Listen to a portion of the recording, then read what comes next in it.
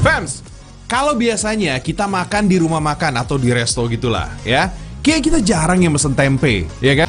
Iya sih, saya mengakui ya. Cuma, tapi hati-hati, tempe ini kini ya, tempe di Nusantara ini udah mendunia banget loh. Beneran, gak percaya? Yuk kita simak liputannya.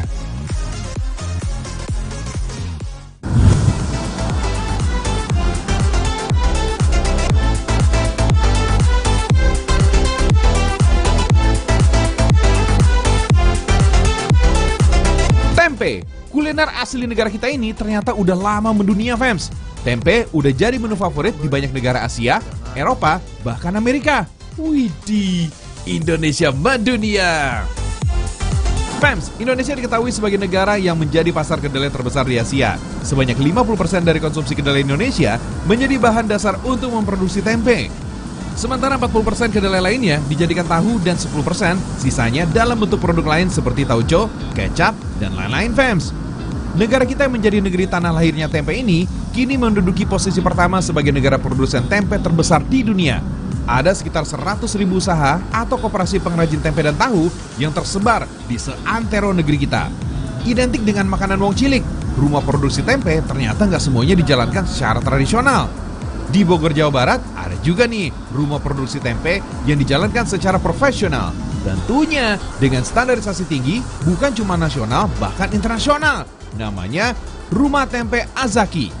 Proses perendaman, pencucian, sampai perebusan dilakukan sebanyak 2 kali pada tiap tahapan.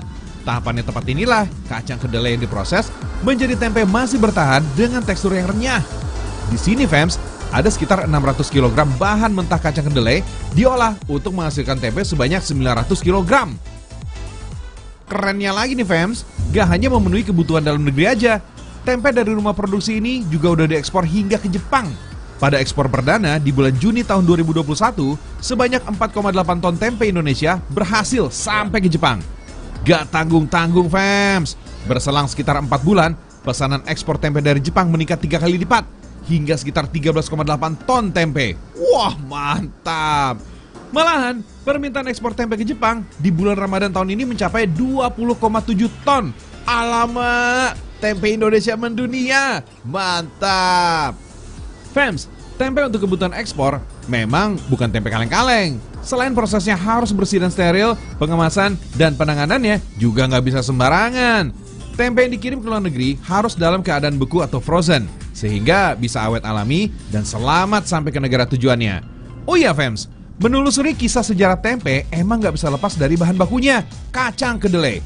Terciptanya tempe semula berawal dari kedelai hitam yang banyak tumbuh di tanah Jawa.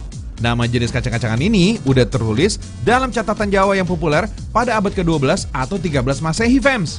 Kata tempe berasal dari bahasa Jawa kuno, yaitu tumpi, yang berarti makanan yang berwarna putih. Sebagai makanan yang udah ada sejak dulu, tempe menjadi bagian sejarah negeri kita dari waktu ke waktu. Konon, tempe menjadi salah satu penyelamat nenek moyang kita saat masa krisis pangan di masa lalu. Kalau sekarang sih, kebesaran tempe Indonesia semakin mendunia. Tempe kini sedang diusahakan supaya ditetapkan sebagai warisan kuliner dan budaya dunia dari Indonesia oleh UNESCO. Amin. Semoga segera terkabul ya.